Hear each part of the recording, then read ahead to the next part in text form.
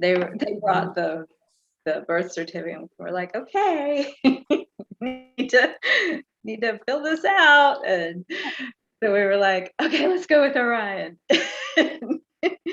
And so that's how he was named. And then Joseph is his middle name. And like all the men in my ex-husband's family have Joseph somewhere in their name, pretty much. The birth certificate. So, A good tradition. yeah. So anyway, we are live streaming now. And so, hey, Dawn. Good to be back. Back, sweetie. And thank everyone for all the love and support and prayers. If you don't know, and of course, I'm sure there's some people on YouTube, but if you don't know, my son, 20-year-old son, passed away on September 9th. And so I've not been doing the Discovering Buddhism class for the past 3 weeks. But I'm glad to be back now. And I do so much appreciate all of the prayers. It's just the prayers, the love, the support. It has really sustained us, our whole family and friends, and it's very meaningful. So thank you, everyone.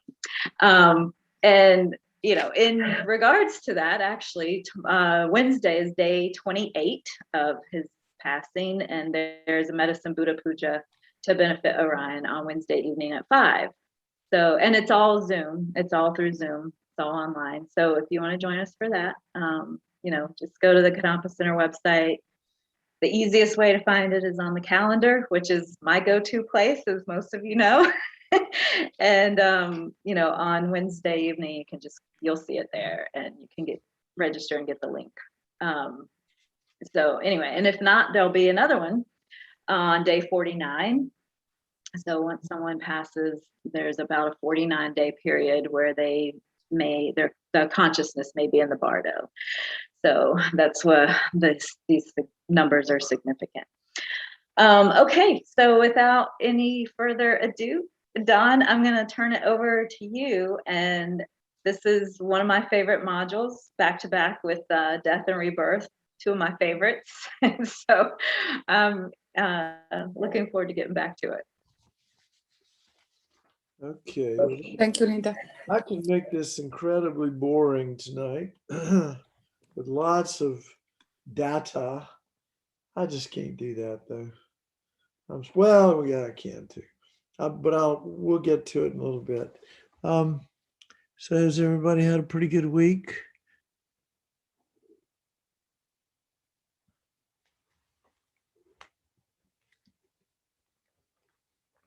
Raise your hand if you've had a good week.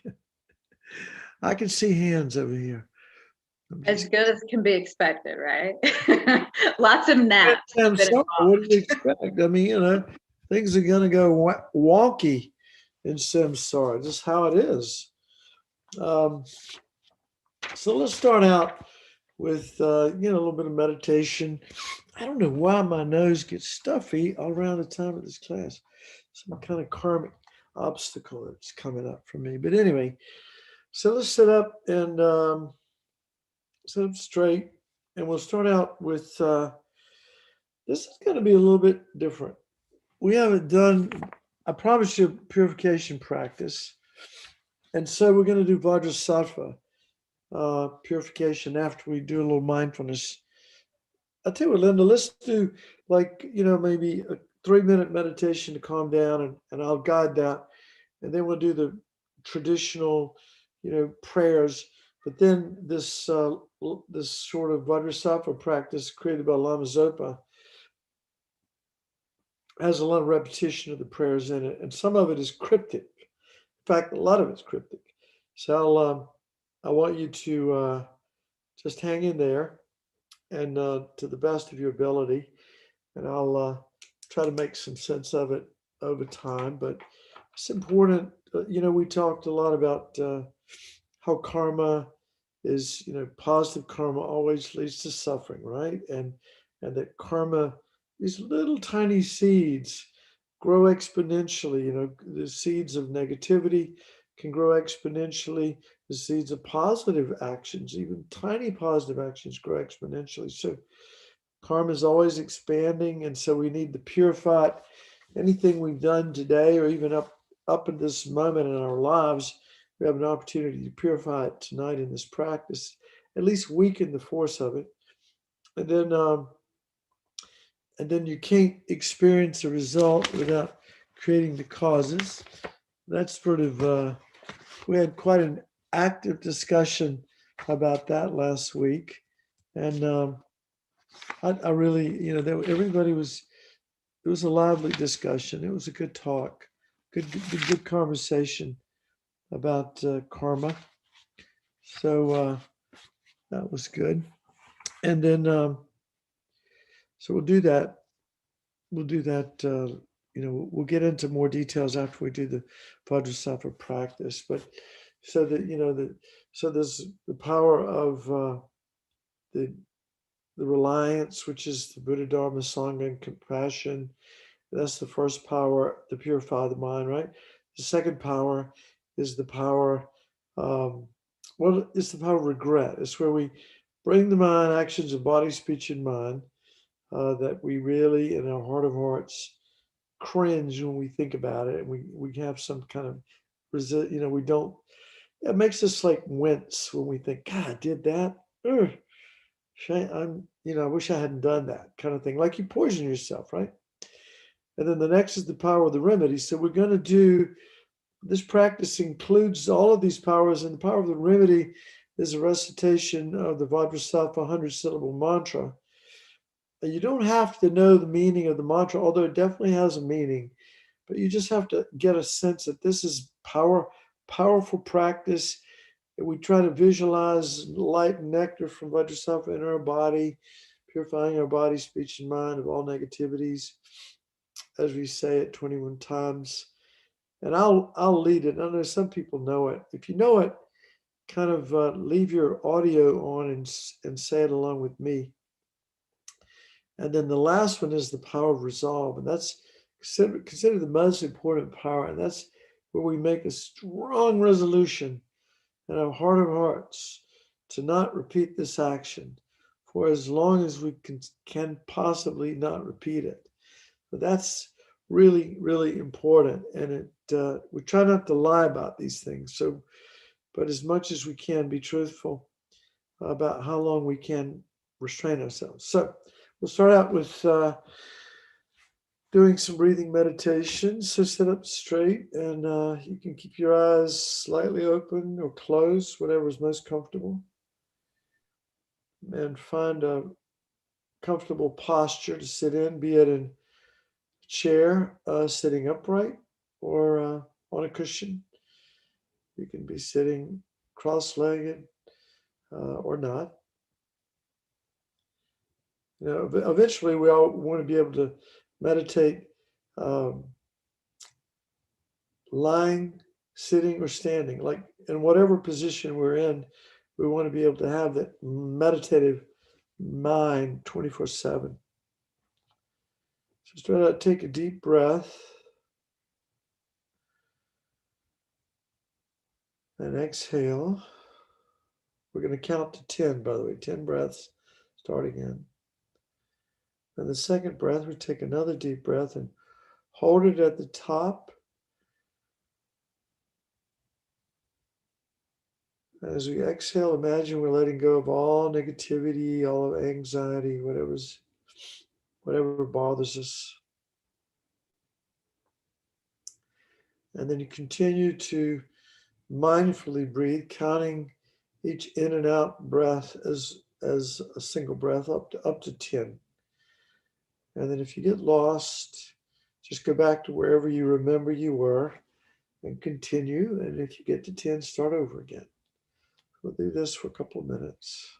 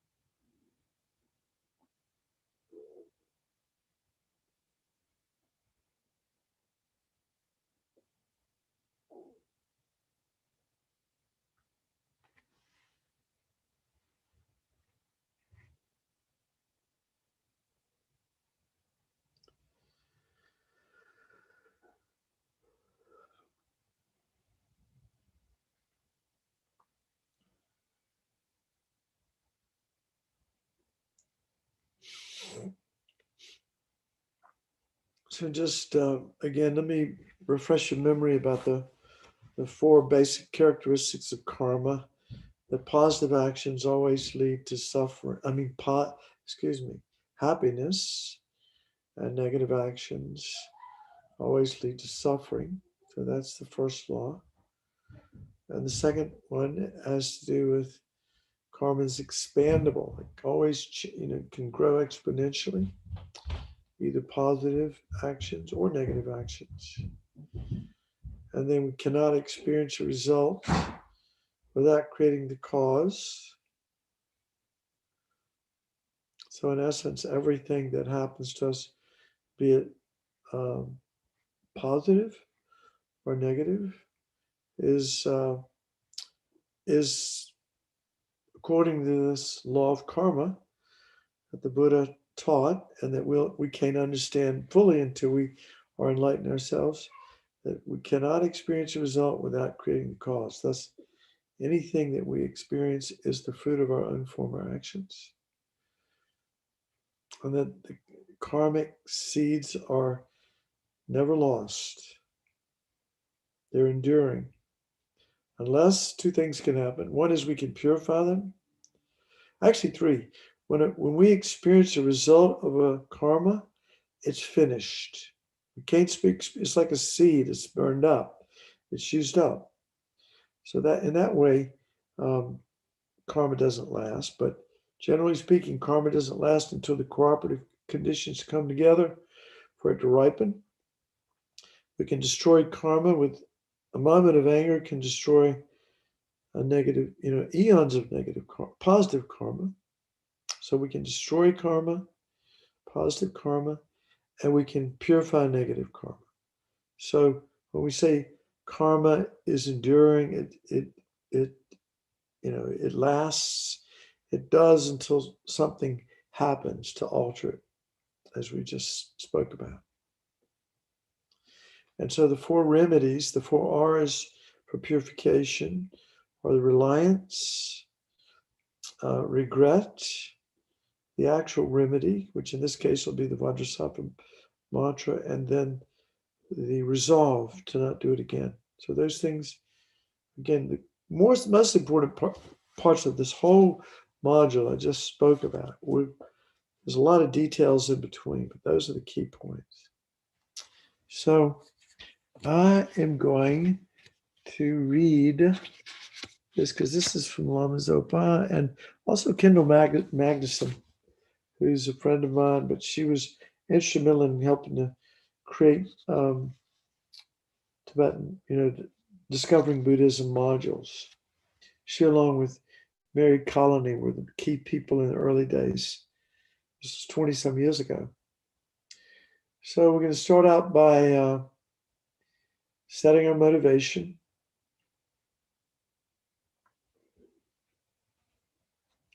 For the practice, for doing this purification practice. Reflecting on how precious our human life is, the opportunity that we found now, that we've, miraculously met these rare and precious and liberating teachings, and the wish to take advantage of this chance as much as possible before we die in our life. Most of us, I can speak for myself, we're on the back nine, but we don't even know. We could have been on the back nine when we were younger, in the sense of life is so precious, can be over at any moment. Thinking about those in our lives that we know directly or indirectly that we want to help in some way, acknowledging that place within our hearts that truly wishes to develop and to awaken our qualities of wisdom, compassion, and ability to help others. So that's bodhicitta, isn't it? That's that. I must develop my inner qualities. I must purify my negative obstacles, negative karma, and develop my good qualities so I can truly be of benefit to others. So that's the goal for practice in this tradition. And then realizing how wonderful it would be to be free of the belief in self-concept, free of the prison of the contracted self, recognizing that even though we might have a great wish to develop realizations in our minds just feel very dull, blocked, and unable to see or understand. Feeling the great burden of mountains of negativities, misknowing reality, and acting out of ignorance that have been imprinted on our mind stream, cluttering up our wisdom, counteracting our compassion, blocking our ability. So wanting to be free of all of these blocks, all of these mental veils, all these negative patterns, and to be free to act in ways beneficial to ourselves and others. So with this wish, we'll do the practice of Vajrasattva. So I'll say a few words as we do the visualization, but this is the preliminary visualization.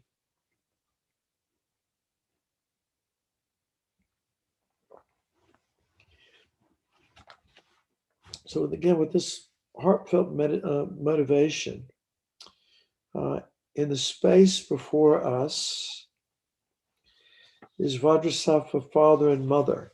You may have seen pictures of these two tantric deities, this male and female deity in union, but you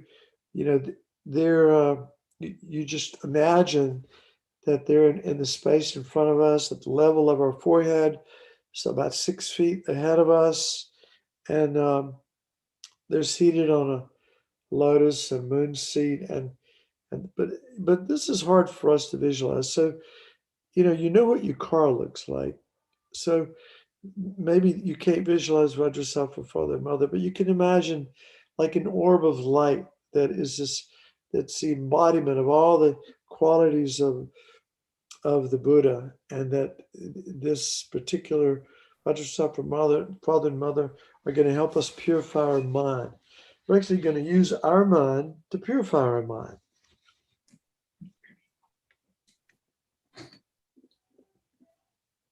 So they're in union, the union of wisdom and method, that is the principal method being compassion, representing the perfect union of the mind of enlightenment. Perfect purity radiating white light. Visualizing ourselves surrounded by all living beings, our Father of this life on our right side and our Mother on our left, enemies and those beings who agitate us or we feel some aversion or resistance to in front of us, and friends just behind us. And with a wish that all of us would quickly find perfect happiness and take responsibility to bringing about that, with a deep wish to free our mind of all that which prevents us from actualizing the path quickly, we recite the verse of taking refuge. Those of you who have this little booklet on Vajrasattva practice, and also you can download this. It was in the homework that went out on the internet. You can download this practice. But this is some of this is cryptic language that is used in Tantra, and I'm not going to take any time to try to explain it right now, but those are the esoteric teachings of Buddhism. But again, this is taking refuge. Remember, we take refuge because number one, we feel dread or fear of what's going to happen to us with this crazy mind of ours if we let it go on. And the teachings say even eventually dread of the consequences of being reborn in the lower realms, the joyless realms. So that's the dread we feel. The confidence in the Buddha, Dharma, and Sangha to liberate us, to help us guide ourselves to liberation. It's up to us to do it. The Buddha can't do it for us. And lastly, compassion, not only for ourselves, but for all beings. So this is called the power of dependence, or the power of reliance. Taking refuge. I forever take refuge in the Buddha, Dharma, and Sangha, and in all the three vehicles in the dakinis of secret mantra yoga, in the heroes and heroines, and their empowering goddesses and the bodhisattvas, but most of all, I take refuge in my holy guru forever. Again, this is a unique refuge that would be said in a tantric practice. I forever take refuge in Buddha, Dharma, and Sangha, and all the three vehicles. Three vehicles are I'm not going to go into it, but anyway, and the bikinis of secret mantra yoga, and the heroes and heroines, the empowering goddesses, the bodhisattvas, but most of all, I take refuge in my holy guru forever. I forever take refuge in the Buddha, Dharma, and Sangha, in all the three vehicles, and in the dakinis of secret mantra yoga, in the heroes and heroines, and the empowering goddesses, and in the bodhisattvas. But most of all, I take refuge in my holy guru forever. Now, meditating on the power of regret, especially calling to mind specific actions of our body, speech, and mind, which only serve to bring about more suffering for ourselves and others, realizing that the definition of negative actions is any action which results in suffering, any action motivated by ignorance, ignorant liking of things, and ignorant disliking of things, not understanding the real cause of our experience.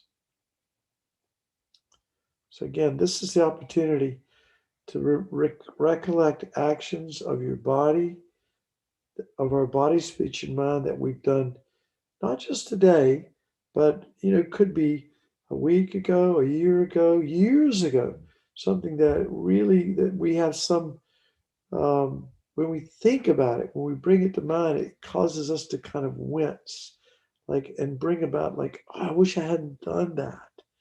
I'm so sad I did that. Like we just poisoned ourselves. I wish I hadn't poisoned myself like that. So try to remember something, actions of body, speech, and mind, and remember the 10 non-virtues. 3 of body are killing and stealing and adultery. The 4 of speech are lying, slander, harsh and frivolous speech. And the 3 of mind are greed, hatred, and ignorance, and many, many more. Try to use those to bring about, to recollect specific things that you want to let go of. You want to let go of.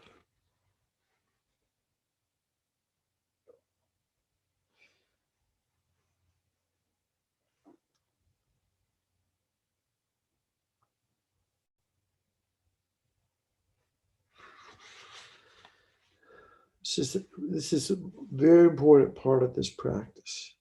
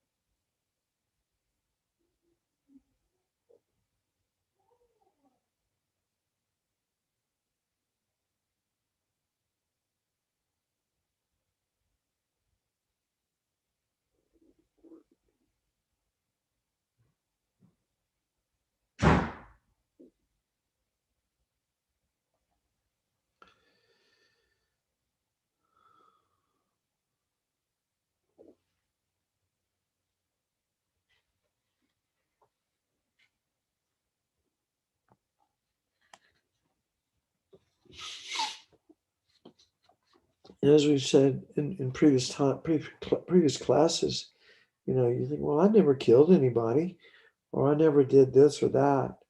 But we've done everything in past lifetimes.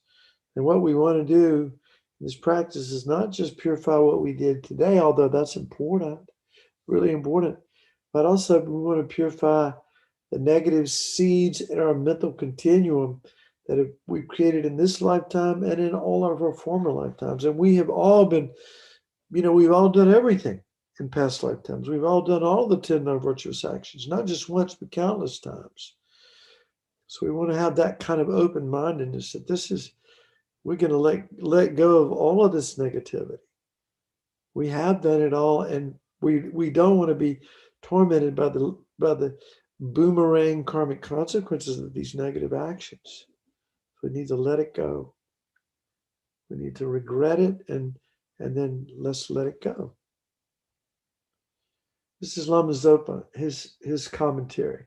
Almost every action I do, 24 hours a day, is motivated by worldly concern, attachment to the comfort of this life. It is like this from birth to death in this life. It has been like that from beginningless rebirths. Nearly every action I have ever created has been non-virtuous, the cause of suffering. Not only that, but continuously I've been breaking my various vows. They're pratimoksha, bodhisattva, and tantric vows. These are different vows that can be taken along the path. Worst of all, I've created the heaviest of negative karma in relation to my virtuous friends. That is our gurus. Getting angry at them, generating wrong views, having non-devotional thoughts toward them, harming their holy body, and disobeying their advice. Having these negative imprints on my mental continuum is unbearable. It is as if I had swallowed a lethal poison. I must practice the antidote right away and purify all this negative karma immediately without a second's delay. So this is about regret. This is not about guilt. Guilt is self-flagellation. It implies somebody is, you're guilty. No, this is us recognizing our negative actions and sincerely from our heart, from the depths of our heart, generating sincere regret. In this way, bring to mind specific actions that we know are not in alignment with our spirit of enlightenment and generating great regret, a strong sense of urgency to wash this away from our mind stream, not wanting even the slightest residue of an imprint. And now this is Lama Zopa's commentary again. Many people my age or younger have died. It's a miracle that I'm still alive and have this incredible opportunity to purify my negative karma. Death is certain, but its time is most uncertain. If I were to die right now, I would definitely be born in the lower realms. Because I could not practice Dharma there, I would remain in the lower realms for countless eons. Therefore, how unbearably fortunate I am to be able to purify my negative karma right now, without even a second's delay by practicing the Vajrasattva meditation recitation. And then generating bodhicitta. Again, this is Rinpoche's commentary, his continuation. But I'm not practicing Vajrasattva purification for myself alone. The purpose of my life is to release all the different beings in the various realms of samsara from all of their suffering and its causes and lead them to unsurpassed supreme enlightenment. Like joy beyond our wildest dreams, full enlightenment, the ability to really be able to help others.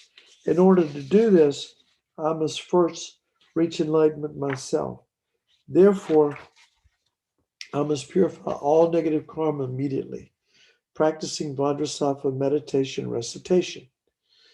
So very strongly generating in the mind stream this wish to just be free of all the negativity, all the karmic blocks, all the negative habit patterns that we've created in our minds in this life and in lives without beginning, not even knowing what kind of darkness are still obscuring, what kinds of darkness are still obscuring our mind. Then this is Rinpoche's visualization. Above the crown of my head, seated on a lotus and a moon seat, are Vajrasattva father and mother. Their bodies are white. Again, if you can't get this much detail, just imagine an orb of light, which is like a living presence of the Buddha of this Buddha of purification. Their bodies are white. Each has one face and two arms. He holds a dorji and a bell. She a curved knife and a skull cup. So all of this is symbolic language It has to do with Tantra. They're embracing each other. The father is adorned with 6 mudras and the mother with 5. He sits in the Vajra posture and she in the lotus. So this is a little cryptic language, but it could be explained at some future time. Vajrasattva is my guru, the holy mind of all the Buddhas, the Dharmakaya, that's our pure state of mind, who out of his unbearable compassion, which embraces me and all other sentient beings, appears in this form to purify me and all others. In this way, your mind is transformed into Guru devotion, the root of all blessings and realizations, the path to enlightenment. On a moon disk, this is, if you've gotten this sense of Vajrasattva, father and mother, above the crown of your head, so on this moon disk at Vajrasattva's heart, imagine that at his heart is this disc shaped like a moon, stands this, in the middle of it stands a syllable hum, H-U-M. There's a Sanskrit syllable that has that sound, but you can visualize the letters H-U-M, circled by the garland of the 100-syllable mantra. A powerful stream of white nectar flows from the hum and the mantra garland, and I am cleansed of all sickness, spirit harm, negative karma, and obscurations. So as we say the mantra, we imagine that we're being purified as this nectar, this white nectar flows from the hum and the mantra garland, which is on this moon disk, and it comes in through the crown of our head and completely purifies our body, speech, and mind. Visualize and I'm going to say, we'll do the mantra, but it says, visualize a final purifying stream of white nectar and light pour forth from Vajrasattva's body, speech, and mind. And as we do this, we'll say the mantra together. If you have the mantra in front of you, you can read it. If you've memorized it, it's great. It's, like I said, it took me about a day to memorize this mantra, or one slightly similar to this one. But we'll say it out loud. And the key thing is, if you can't remember the mantra, just imagine that you're being purified. This light and nectar is coming through the crown of your head, purifying all of the things that you regret, and completely purifying your body, speech, and mind. It's just, as we say, this very powerful purification mantra. Om Vajrasattva Samaya Manupalaya Vajrasattva Dino Patita Dido Me Mawa Sutokayo Me Wama Supokayo Me Mawa Anarakto Me Mawa Sara Siddhi Me Prayaja Sara Kama Suchami Siddham Sriyam Kuruhum Ha Ha Ha Ha Ho Bhagavan Sara Tata Gadra Vajra Mami Mucha Vajra Bhava Mahasamaya Safa Ahom Pe Om Vajrasattva Samaya Vajrasattva Dino Patita Diro Me Bawa Sutokayo Me Bawa Supokayo Me Bawa Anaruto Me Bawa Sara Siddhi Me Prayacha Sara Kama Suchami Chiram Sriyam Guruhum Ha Ha Ha Ha Ho Bhagavan Sawatada Gadra Vajra Mami Mucha Vajra Bawa Mahasamaya Safa Ahom Pe Om Vajrasattva Samaya Vajrasattva Dino Me Bawa Sutokayo Me Bawa Supokayo Me Bawa Anarata Me Bawa Sawa Siddhi Me Prayacha Sawa Kama Suchami Siddham Sriyam Guruhum Ha Ha Ha Ha Ho Bhagavan Sawa Tata Gadra Vajra Mami Mucha Vajra Bawa Mahasamaya Sava Ahom Pe Om Vajrasattva Samaya Manupalaya Vajrasattva Dino Mewawa Sutokayo Mewawa Supokayo Mewawa Anarata Mewawa Sarasiddhi Me Prayacha Sawakoma Suchami Siddham Sriyam Kuruhum Ha Ha Ha Ha Ho Bhagavan Sawata Degadra Vajra Mami Mucha Vajra Bhava Mahasamaya Sava Ahom Pe Om Vajrasattva Samaya Manupalaya Vajrasattva Dino Mawa, Sutokayo me Mawa, Supokayo me Mawa, Ararote me Mawa, Soro City me Prayacha, Sawakama Sucha me, Sidam Sriam Kuruhum, Ha ho ho ho, Bhagawan, Sawatata Gadra, Vadra Mami Mutavada Bawa Mahasamaya, Sapa Ahom Pe. Om Vajra Sapa Samaya Manopalaya Vajra Sapa Tino Patita Tiro Me Bawa Sutokayo Me Bawa Supokayo Me Bawa Ararakto Me Bawa Sawa Siri Me Prayacha Sawa Kama Suchami Chidam Sriyam Kuruhum Ha ha ha ha ho Bhagawan Sawa Tata Gadra Vajra Mami Mutra Vajra Bawa Mahasamaya Sapa Ahom Bay. Just gonna do it 7 times. We could do it 21, but I think it's more powerful if you memorize the mantra. There is a shorter version of the mantra, which just Om Vadrasafa Hom Bay, which we could do 7. We could do that 14 more times. Om Vadrasafa Hom Bay, Om Vadrasafa Hom Bay, Om Vadrasafa Hom Bay, Om Vadrasafa Hom Bay. Om Vadrasafa Hom Bay, Om Vadrasafa Hom Bay, Om Vadrasafa Hom Bay, Om Vadrasafa Hom Bay, Om Vadrasafa Hom Bay, Om Vadrasafa Hom Bay, Om Vadrasafa Hom Bay, Om Vadrasafa Hom Bay, Om Vadrasafa Hom Bay, Om Vadrasafa Hom Bay, Om Vadrasafa Hom Bay, Om Vadrasafa Hom Bay, Om Vadrasafa Hom Bay, Om Vadrasafa Hom Bay. So that's a short version of the longer 100-syllable mantra that we did. Visualize a final purifying stream of white nectar and light pour forth from Vajrasattva's holy body and mind, and like a very, very strong shower, completely cleanses from our mind body complex every single negativity, every single mental veil. These wash away completely to the soles of our feet, enter a crack in the earth, and are consumed by the Lord of Death amidst the blazing fire. He becomes completely satiated, that is, the Lord of Death. His mouth is sealed with a double dorje. He turns and walks away. The crack in the earth heals, and our body and mind are completely calm and clean like crystal. From the crown of my head, Guru Vajrasattva says, child of the race, or sometimes it says child of the lineage, your negativities, obscurations, and broken and damaged pledges have been completely purified. Generate strong faith that all is completely purified, just as Vajrasattva has said. This is really important part of this practice. Generate strong faith that we have been completely purified, our body, speech, and mind, of all of these negativities, just as Guru Vajrasattva has said. And then the most important of the 4 powers, we've done 3, right? Refuge, regret, and the remedy, which was the mantra.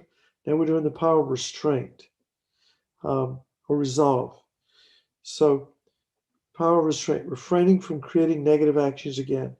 So again, Lama Zopa says, before Guru Vajrasattva, I vow never again to create these negative actions from which I can easily abstain, and not to commit for a day, an hour, or at least a few seconds those negative actions from which I find it difficult to abstain. And now the absorption. So Guru Vajrasattva, father and mother, they're extremely pleased with your pledge, with your the vow of your power of restraint, that pledge that you're not going to do it again. Vajrasattva, father and mother, melt in the light and dissolve into you through the crown of your head. And your body, speech, and mind become inseparably one with Guru Vajrasattva's holy body, speech, and mind, completely purified, completely pure. So think about that. Your body, speech, and mind become inseparably one with Guru Vajrasattva's holy body, speech, and mind.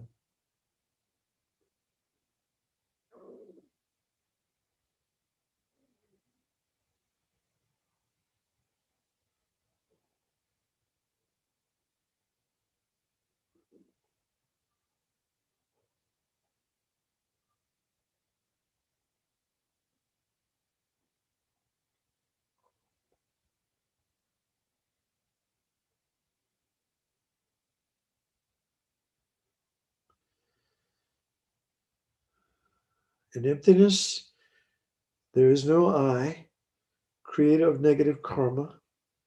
There is no action of creating negative karma. There is no negative karma created. Place your mind in that emptiness for a little while. This way, look at all phenomena as empty. They do not exist from their own side. Of course, things do exist. This is very much like the Heart Sutra. Things do exist, but not from their own side, not the way they appear. They're completely empty.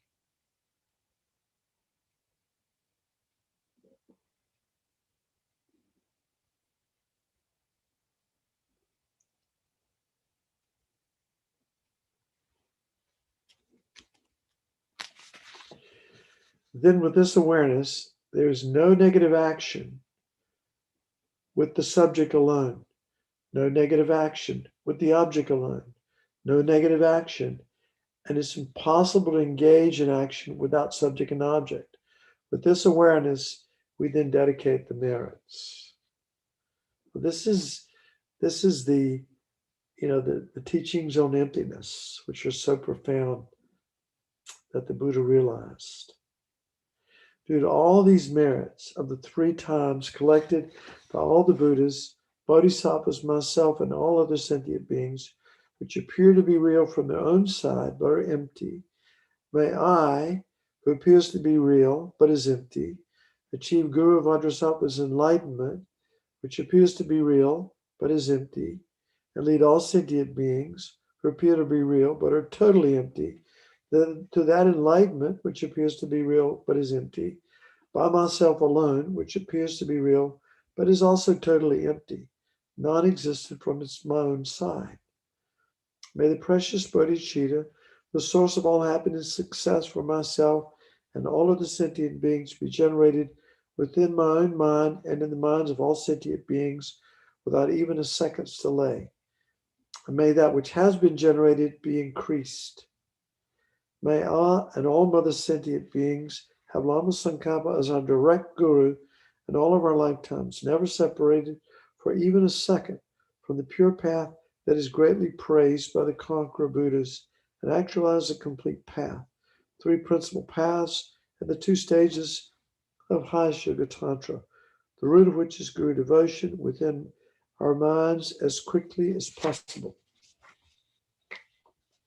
Just as the brave Manjushri and Samantrabhadra realize things as they are, I dedicate all these virtues in the best way that I may follow after them.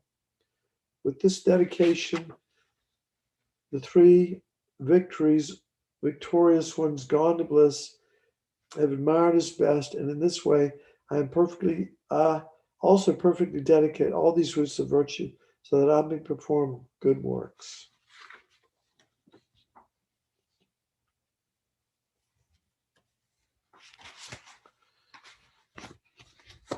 So that's the practice that was downloadable from the homework last week, and yeah. Annabelle, would you like to join the class? No, I'm good. Okay, can you go get nasal spray off my dresser, please? Thank you. All right. So my 13-year-old daughter came down and she doesn't want to be part of the class, so we'll let her go. Anyway,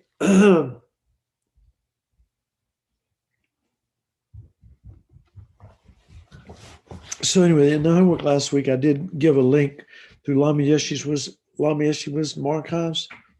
And Don, I did put that in the chat. So it's available right now as well. Yeah, good. Good. All right. So that's all good. Can y'all excuse me for just 1 second? I'm going to turn this another way so I can breathe because I feel like my nose is. Oh, Annabelle, you're fine.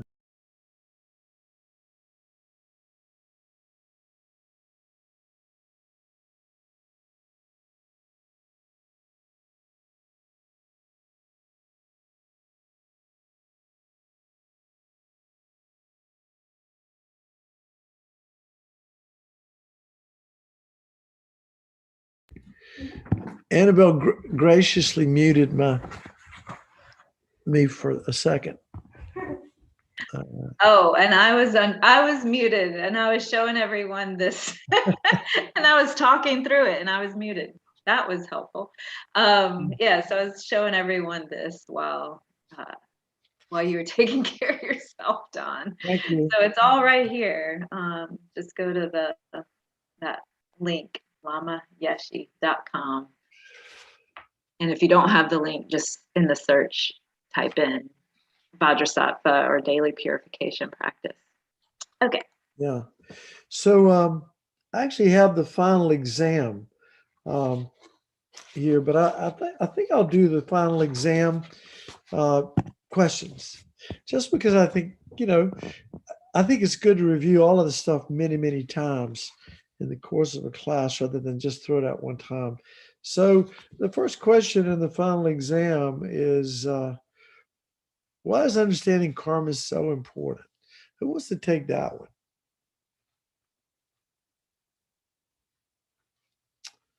Hello? This is participatory time, by the way. So if anyone wants to unmute, feel free. Yeah. Why is understanding karma so important? Carmen, were you reaching for your mute button?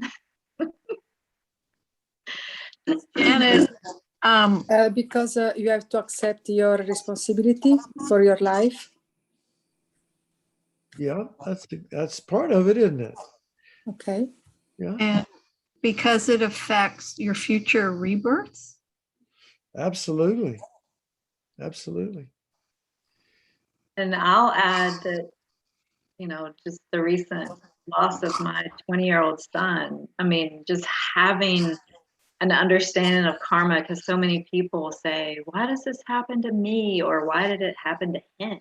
And having an understanding, or at least somewhat of an understanding, I'm sure we don't understand it completely, really helps kind of, I don't know, make it a little bit, I guess, easier, for lack of a better way. I'm not being very eloquent in my wording right now, but that has certainly been beneficial during this recent time in my life.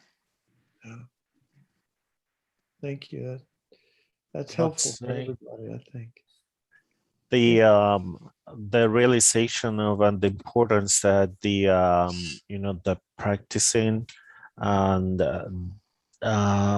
during this life, and actually using the time to practice, because we definitely want to be on a good side when it comes for the next life. We want to.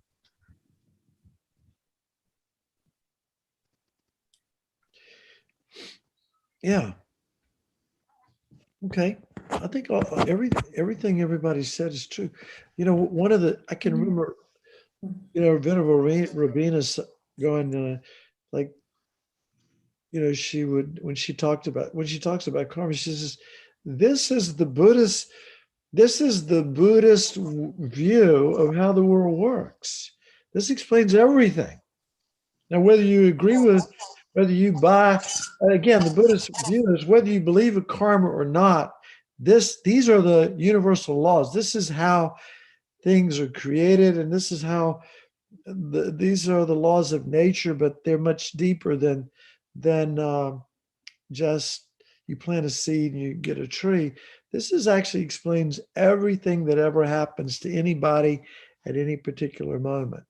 And so it really does explain every aspect of our lives and it can be useful to, I mean, if these are the rules, it's important to know the rules, isn't it? So we can play by the rules. Positive leads to happiness. I want happiness, so I want to pay attention to practicing positive actions. And these seeds are expandable. They grow exponentially. So let's look for every opportunity to practice virtue, every opportunity to be generous and to be kind and compassionate, and to plant those tiny little seeds. Just a little smile at someone, can brighten their day. And that's a positive karmic seed. Some action like that can plant, but also be vigilant, watching our karmas. As Venerable Roger Lamzopa, his attendant said, one time when I was early in my Buddhist education, he said, our real job is to watch our karma, which is another way of saying practice positive, plant positive seeds, avoid planting negative seeds, okay? And the karma is expandable. We can't experience a result without creating the cause. So everything that happens to us, be it positive or negative, is the fruition of some former action, some form from seed planted on our mental continuum, either earlier in this life or in some former time. Could be last life, could be 10 billion lifetimes ago, but the cooperative causes came together for that seed to sprout. And now we're having this experience. So we cannot have an experience that wasn't created by our mental continuum. Basically, everything happens for a reason. And then and lastly, karma's never lost. And we talked about how, it's so important.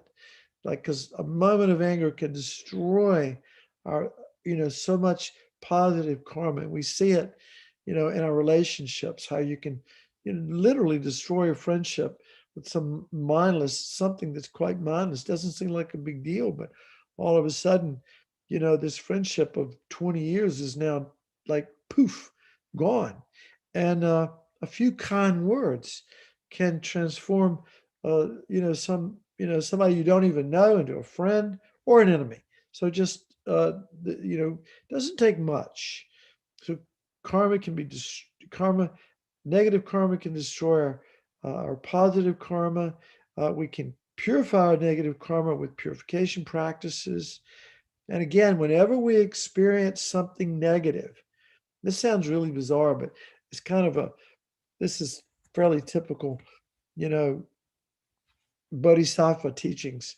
But whenever we experience some negative thing, that karma is finished.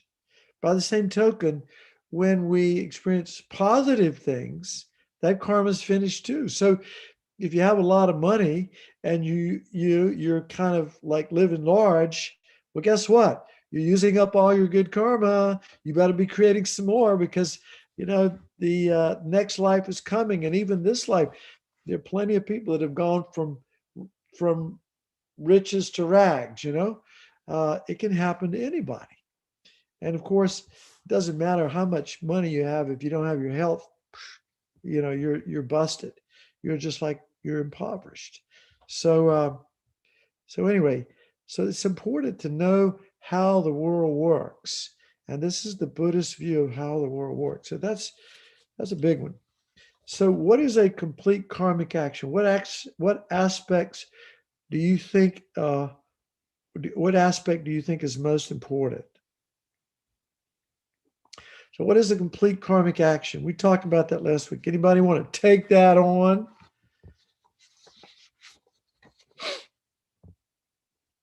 This is the final exam, by the way, but this is an open book exam. So of course, for an action, you have to have an intention. So remember, we talked about the most important aspect of karma is intention. If your intention is positive, if it's motivated by non-attachment, non-hatred, non-ignorant, that will be a positive intention, and that will result in something positive. So a negative intention, like greed or just some sort of selfish, self-centered intention is going to bring another result, isn't it? So so every action has an intention to be a complete karmic action. There has to be an object. So, like for example, we're going to give somebody, let's say the act of generosity. So my intention for being generous is I want this person to like me. Not a good motivation, is it? Not a good intention. Then the object out there, and then the action of giving them a Christmas present. And then the action is complete. They take the present and they say it's mine. Okay. So every complete karmic action has an intention, it has an object, it has an action, and it's actually completed. And those complete karmic actions have the potential to throw us, because they're karmic actions that don't have all these factors sometimes, that could throw us into a whole different kind of rebirth.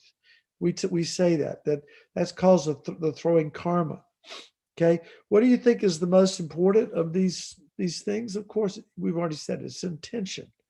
So in the teachings of mind and mental factors, they'd say karma is synonymous with intention. Synonymous with intention. It's that powerful. Our intention is so important.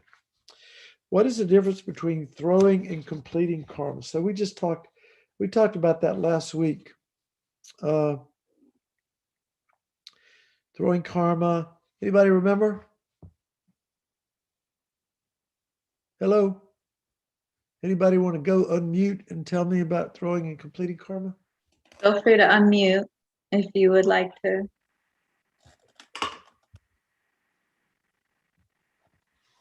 Isn't the throwing karma at the time of death, like your state of mind at the time of death? Yeah, that's the karma that can propel you into a new lifetime, and it could be a lifetime. Excuse me, I'm looking for another pair of glasses here, but I can't find them. It could be a lifetime. The throwing karma is a karma that can, at the time of death, karmic seed that ripens the most, and it's going to be what's most powerful in our mind. If we've habituated our mind to negativity, then when we're dying, we're going to freak out, and some negative mental seed is going to ripen, and it's going to project us into a joyless realm, rebirth as an animal, as what they call a jealous god. Sorry, not a jealous god, but a hungry ghost. And Buddhism talks about hell realms, and they talk about them not only as mental states, right? Because every day, for example, the hell realm, the major cause of that is some heavy negative karma, such as anger. And the hungry ghost realm is the karma that projects the hungry ghost realm is greed, and the karma that projects an animal rebirth is ignorance. So that's greed, hatred, and ignorance, right? The three poisonous states of mind. And so we don't want that. We don't want that kind of rebirth. And so if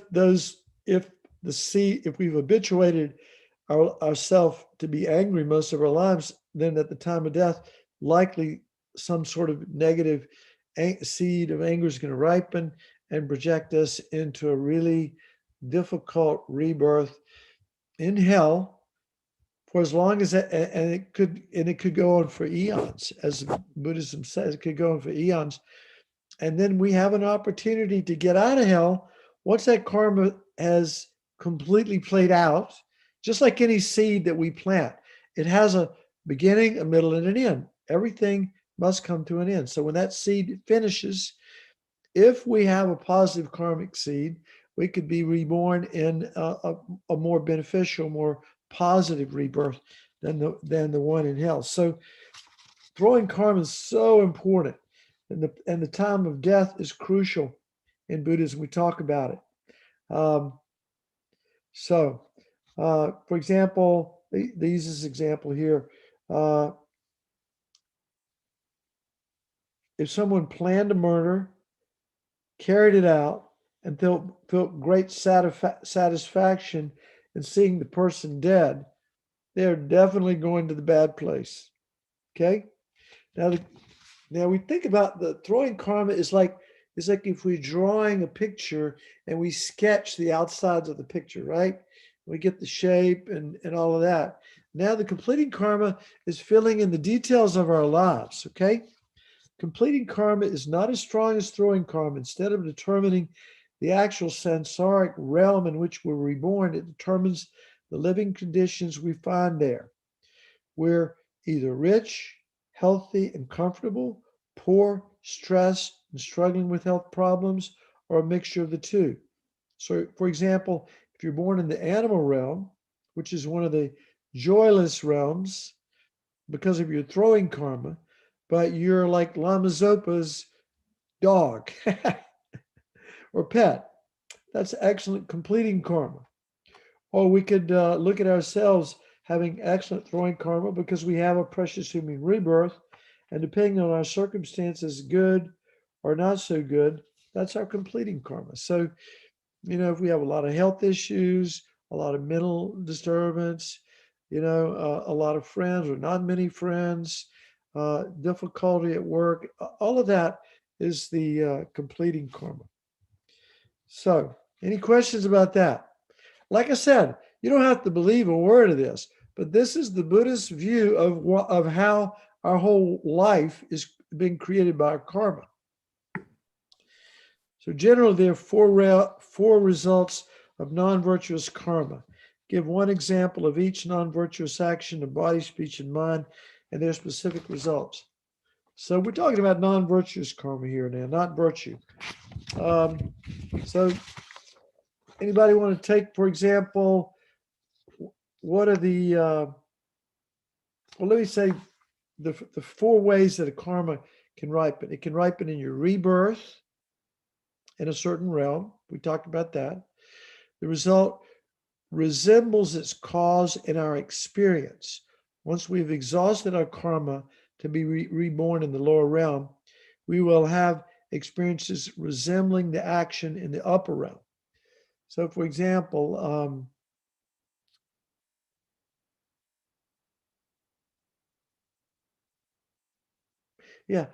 for example, let's say you're born in the hell, you're reborn in the hell realm, and when that karma is finished, you get reborn as a human, but you did a lot of killing in the before you died and went to this joyless realm of hell.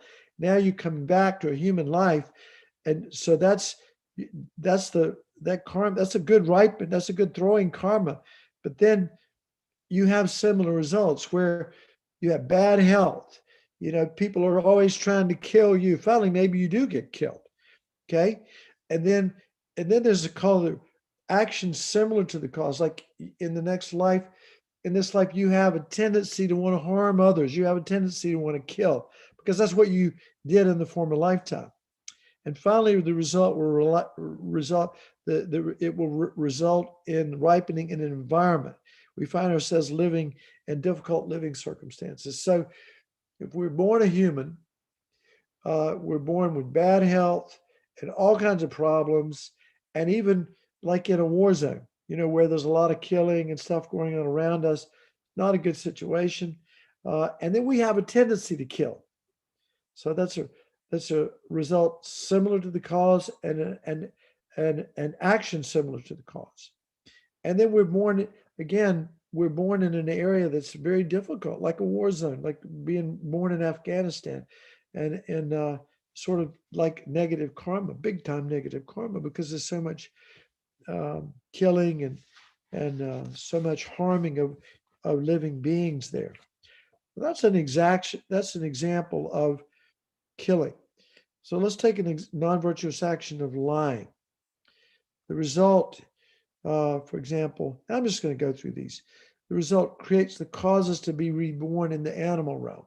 So if we lie a lot and deceive others, creates the causes to be reborn as an animal, or having a miserable existence if we're born in the human realm. We will be constantly be misunderstood. In other words, people won't believe us. If you lie all the time in this life, people won't believe you, will they? It's and so yeah, miserable existence, constantly being misunderstood, and live in a filthy, unclean place amongst untrustworthy people.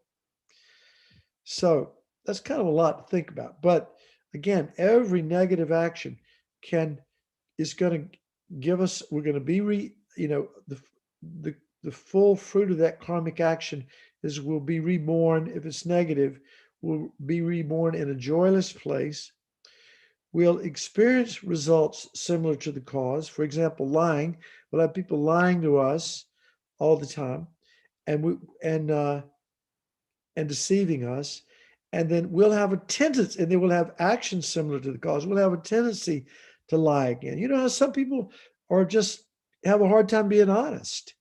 And so, and we know who those people are. We go, why is this person so honest and so upright and trustworthy? This other person's a liar. You know there's a liar. There's a reason for it. It's karma. It's like the action is similar to the cause. And then finally, the environment that we're born into because of lying is a place where it's unclean and there are a lot of untrustworthy people around. So again, Buddhist worldview explains everything. The kind of people we live with, the places we live, the kind of actions that we have, everything can be explained by karma. And then non-virtuous actions of mind like ill will or malice. The result is very heavy, mainly rebirth in the hell realm. If you have a lot of anger and that sort of negativity, if we're eventually reborn in the human realm, it will be a violent place and we will harm others and experience despair. So that sounds similar to the other one, but each one of the 10 non-virtuous actions have those 4 characteristics in terms of their results. So you can see why I don't want to spend too much time going through this because it could get a little bit tedious.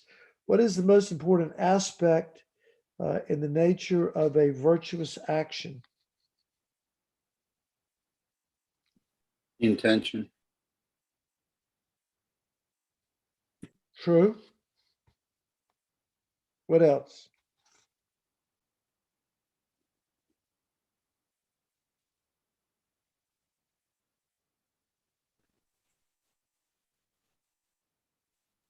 Be benefiting others. Creation of happiness. Mm. I'm sorry, say it again. Say that again, please. All right, so I said it creates happiness. yeah, And- that's true. And But someone else said benefiting others. yeah. So the most important aspect in the nature of a virtuous action, and we're talking about the nature of a virtuous action. So, I mean, this is the quiz plus the answer sheets. I'm reading from it, but we talked about this last week. It's not enough to, the 10 non-virtuous say avoid killing, avoid stealing, avoid adultery. Okay. And so the point of it is that when you're not, like right now, we're not killing, are we? And we're just having a conversation. So is this virtuous or is this neutral?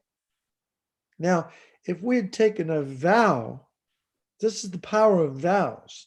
If we had actually taken a vow not to kill, then we create positive karma 24/7, whether we're confronted with a situation where we could take a life or not.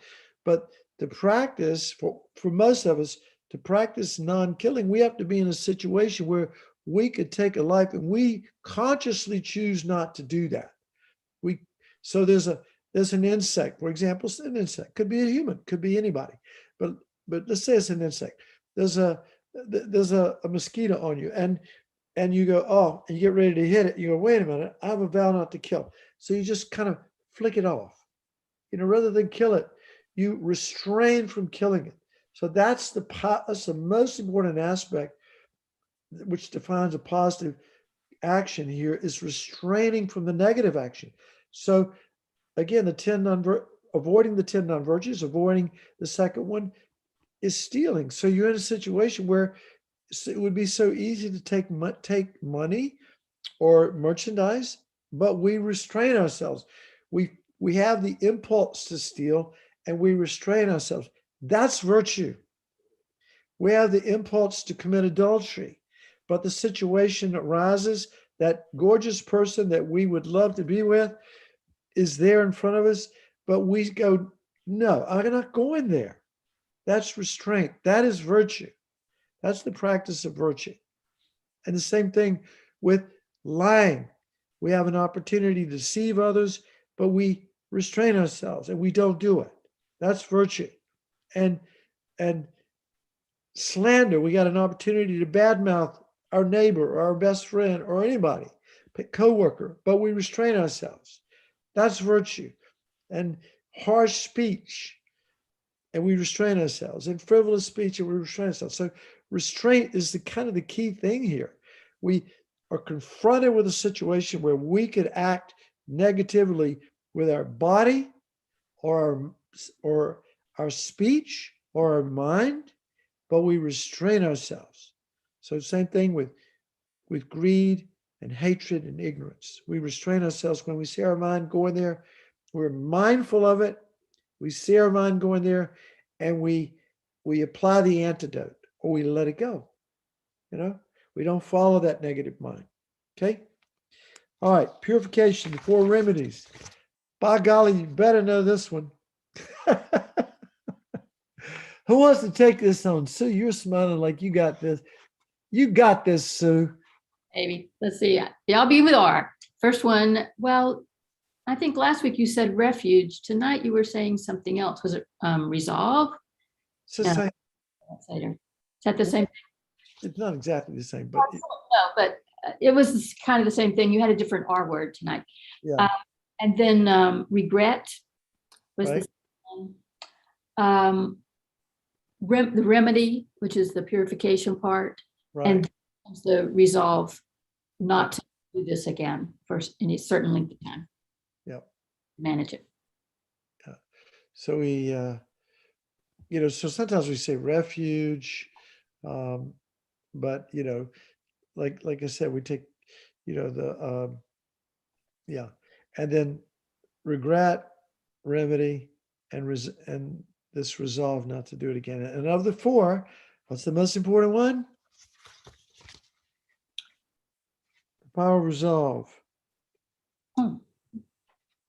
The promise not to do it again for some period of time. That's the most important one. Now, my golly, I think that is the quiz. That's the final exam. That was easy. Okay. Any questions or comments here? Because I don't know how we're doing with time. 8:15. Yeah. I really appreciate the teachings and everything. So thank you. But the idea that it's impossible to be truly virtuous without belief in previous lifetimes, belief in karma, impresses me profoundly. So I really do reflect on that. Did Thank you? What do you think about that? I mean, My confidence builds, over time as you examine it, and you recognize it. I mean, I think, this particular teacher, I've never heard any other teacher say this, but this particular teacher said that. And it really made me think too that, for karma to really have, some people like to think of karma as, just this lifetime, but there's so many things that we can't, if we're using karma to explain everything, so that, so we can truly take responsibility for everything, because there's just so many things we don't understand. And so to really give the karma some teeth, you might say, it does take some faith in past and future lifetimes. Because again, babies are born with all kinds of problems. I mean, is that God who's, some omnipotent, omnipresent, omniscient, all powerful, compassionate being saying, here, you take this horrible rebirth, you take this horrible life, or, from a karmic perspective, we can understand it. I mean, at least we can understand how that might have causes that that are explainable, although we can't see it, but that's the Buddhist explanation for everything. Everything is the fruit of past karma. And then at the end of this life, I mean, some people do great things and they'll die. And you think, well, they didn't have a chance to experience the fruit of that.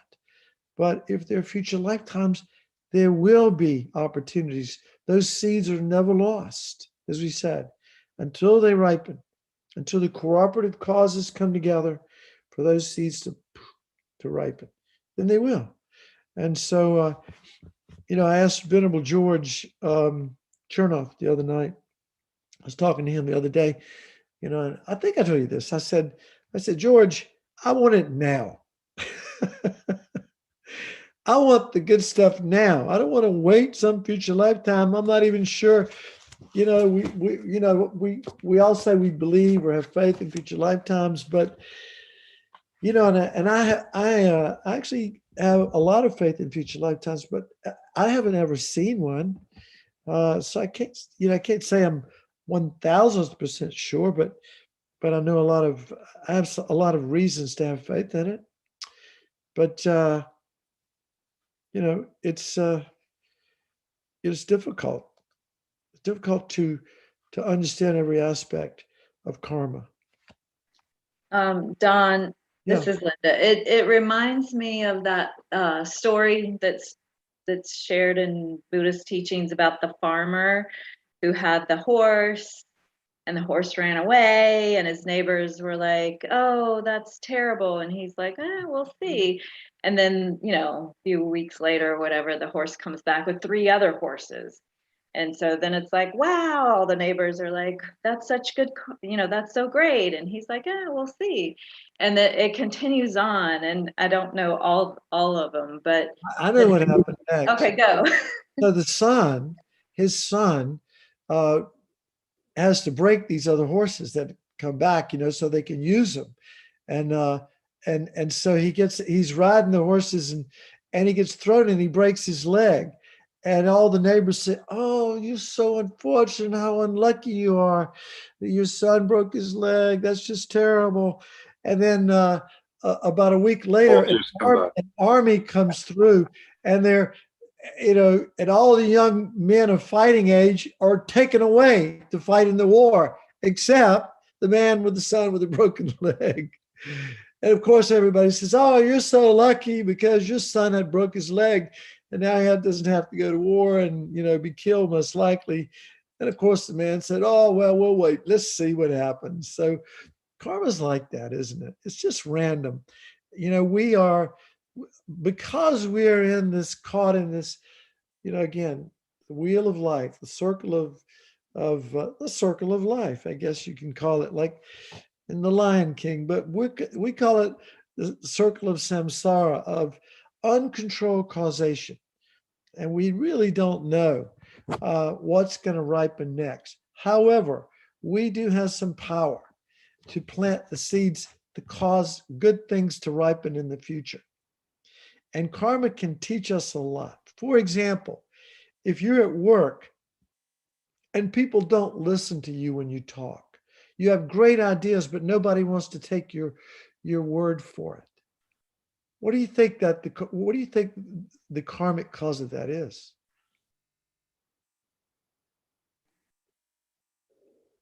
Either you were lying or not listening to others in previous lives. Gossiping, you prattle on, in the past, maybe even in this lifetime, you've spoken in ways that are not truthful and wasted people's time with idle gossip, and then nobody wants to listen to you or do what you say.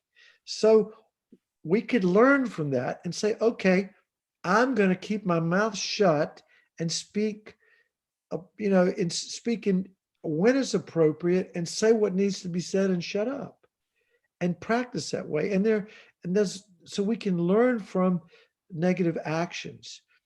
For example, if our relationships are not working, for example, this is sort of the Buddhist view, but one of the consequences of a bad relationship is sexual misconduct.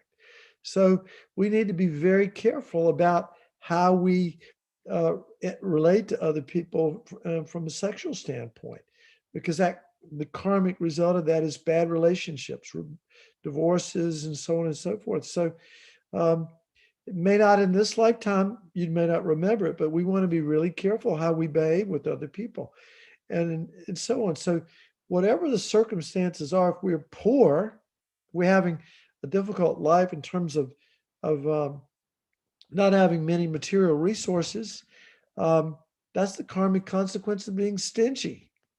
And so we need to practice being generous. And it doesn't necessarily mean you have to have money to be generous, does it? There are lots of things that we can do to be generous. We can go next door and help our neighbor who's having a hard time, or go to a nursing home and help wheel people around in wheelchairs, or go to the hospital, or there's so many things that we can do that are practicing generosity and potentially could ripen in this lifetime as a really great result, a little tiny seed. I'll tell a quick example. This friend of mine, we're almost done. This friend of mine who's an architect, he's come to the center. I'm not going to say his name, but he's very, I guess you'd say he's well-respected, renowned architect in Raleigh and stuff. He's a nominal Buddhist, I'd say. He has I think he has a lot of faith in karma particularly. But anyway, he was out playing golf, and he's not a good golfer, but he was playing golf with these other guys. I don't even think he knew who they were. They might have gotten together on the first tee. You know how that happens. And he's playing golf with these guys, and one of the guys just happens to work at SAS Institute, and I guess he's one of the big dogs over there. And so at the end of the round, this person barely didn't know this guy very well, but he gets a phone call from this guy saying, look, we want your firm. By the way, his architectural firm was not even sure where their paycheck was going to be coming for the next month. And all of a sudden, now this is what I heard. All of a sudden, this guy says, look, we're not even bidding this out. We want you to design, and your firm to design Carey Academy. I mean, that was a multi-million-dollar project, and the architects get a lot of money. I mean, maybe as much as 10%, don't they? I don't know. But all of a sudden, just being kind and those little seeds ripen for this individual and something amazing. I think we can look at our own life situation. If things are going well, we can change our behavior and, again, as much as possible, dedicate the merits of our positive actions and rejoice in our positive actions. And also when we do our dedication, recall emptiness, that things are not the way they appear. Really important to have that emptiness component in our dedications. But we can actually potentially create karma that will ripen in a positive way for us in this lifetime if we are mindful and careful and learn from our mistakes. It's very cool.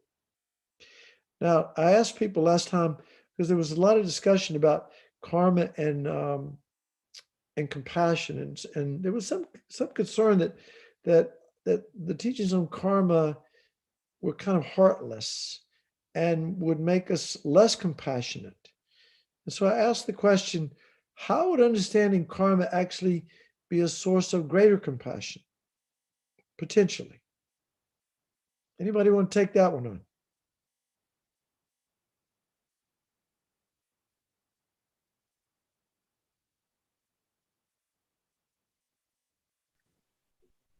Maybe this is just one idea on that. I think that we can all agree. I think that we've all done some pretty terrible things in past lives, and it's going to catch up with us if it hasn't already in some other life. And so when we see that happening to someone else, we should be, I think it would make us more compassionate, because it's our turn could come next, certainly, and we have no idea. Really, we don't know what we've done in our past lives and what it might lead to. So yeah, be careful. Yeah. So again, the definition of compassion is the wish that others be free from suffering and its causes. So for us to understanding, again, this is one way to look at it, understanding that, for example, somebody who's behaving in a really negative, unskillful way that's harming themselves, maybe they don't see that, but definitely harming others, we see that that's just the fruition of their own former actions created by ignorance. And they just created another round of suffering for themselves, right? My goodness, wouldn't it be great if they could be free of suffering so we could stop this cycle of harming each other? You harm me, I'll harm you. You harm me, I'll harm you. And so on and so forth. Just keeps going around and around. So understanding karma, understanding how people are literally a slave to their conditioning. We're all slaves to our conditioning. We're caught in a process of uncontrolled causation called samsara. And it's, see, the Buddha sees this. This is why they say the Buddha only sees compassion, only has compassion. That's the only experience an enlightened being would have. Why is that so? One explanation would be that the Buddha sees that we are so caught up in appearances and believing that things are real. And then because we have such a diluted view of reality, we're drawn into attachment for those things that are delicious and aversion to the things that we don't like. And we create so much negativity based on our false projections that create more and more suffering for us. And it just breaks the Buddha's heart to see us not only suffering because of our delusions, but creating the causes for more suffering. On and on and on. This is a cycle of samsara. So the Buddha understands that because we don't have a correct view of reality, because we don't see emptiness, we don't see that things that do not exist from their own side. We're not aware that we're projecting reality and believing in it and creating all kinds of suffering for ourselves. We don't believe that yet. We don't. Again, this was the last question I said was, what about the marriage of karma and emptiness? Remember that? We talked about in the first class and a little bit in every other class. So everything is empty in the sense of existing from its own side, independent of our mind labeling it. It is completely empty, void of that kind of existence. So it's as if, now I'm not saying there's nothing out there, but it's as if there's nothing there. And our mind is like the on a film. There's all of these little frames on a film, on a movie projector. And these karmic seeds are like these frames, and they're ripening like in a finger snap, like billions of, in any mind moment we create, there's 60 mind seconds, but billions of karmic seeds are ripening right now for us to see ourselves as alive, listening to the Dharma, having our experience of being a man, a woman, or whatever our life is. All of this is our karma ripening against this backdrop of emptiness. And if we want to see ourselves as having a happy life, a good life, What do we want? We want good karma to ripen. For good karma to ripen, we have to do what? Create the causes for good karma, which is what? Virtue. Therefore, we get back to the very basic 10 non-virtuous actions. We want to be happy. If you want to be happy for the right now, if you want to be happy, we need to avoid creating the causes for future suffering. Practice the 10 non-virtues and practice their opposites. Don't take life, save life. Don't kill, don't kill, but save life. Don't steal, but be generous. Don't commit adultery, but practice, behave responsibly in a sexual way, and so on and so on. So it's amazing that without an understanding of karma and how emptiness and karma are literally married, it really empowers our understanding of karma. And we have our life is literally, Lama Zopa calls it, our karmic projection. And we have some control over what we see in the future. The past is past. We can't change the karmic projection that's occurred up until now, but the future is wide open. The opportunities are endless for those of us that want to be happy and don't want to suffer. Amen. That's it. I mean, that's the end of it. That's really the main point. The main point of this class is to get that. We'll visit again next week. Okay? So let's do the dedication now, please. You want me to bring it Oh, up? wait a minute. Any question before I go? Because I don't want to, and you can always call me back or email me if you want to, but any question or anybody want to, we can have a little argument here if you want to, a debate, if you need. Anything? No? Okay. I'll bring up the Yes. dedication. All right. Good. Thank you, Linda. You want Shanti Davis, right? Yeah, I do. There we go. All right. So, thank you. So, we want to think before we say these prayers, we've like a lot of karmic seeds were planted tonight. Good for you for finding yourself making the time to listen to the teachings and reflect on them, and hopefully there's been some benefit in this class, and those seeds will definitely ripen in future happiness. And so we want to rejoice in the effort, the positive effort that we put into being here tonight. And so with that in mind, we want to dedicate the karma, because we don't want this karma from tonight to ripen in a Rolls Royce, but that would be fine. But we want this karma to ripen in enlightenment so that we can truly, truly help others. So we have to dedicate it properly. And this is one of the dedication verses. And we also have to dedicate it with an awareness of emptiness at the very end. So let's do this together.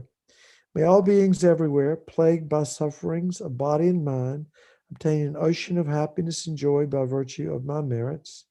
May no living creature commit evil or ever fall ill. May no one be afraid of a little with a mind weighed down by depression. May the blind see forms and the deaf hear sounds. May those whose bodies are worn with toil be restored on finding repose. May the naked find clothing, the hungry find food. May the thirsty find water and delicious drinks. May the poor find wealth, those weak with sorrow find joy. May the forlorn find hope, constant happiness and prosperity. May there be timely rains and bountiful harvests. May all medicines be effective and wholesome prayers bear fruit. May all who are sick and ill quickly be freed from their ailments. Whatever diseases there are in the world, may these never occur again. May the frightened cease to be afraid, and those bound be freed. May the powerless find power, and may people think of benefiting each other. For as long as space remains, for as long as sentient beings remain, until then, may I too remain to dispel the miseries of the world. And we especially want to dedicate the virtues of today's class, not only to the Shah family, but to Orion's Speedy, fortuitous rebirth as quickly as possible. So thank you. We'll see you next week. Thanks, everyone. Thanks, Thank Thank you so Don. much. You're welcome. Thank Bye. you. Bye-bye. Thank you, Thank you, Linda. Don. Thank you, See you Linda. next week. Thank you very much, Don. Thank you, Linda. Thank you. Thank you. Y'all have a good week. You too. Bye. Thanks. Bye.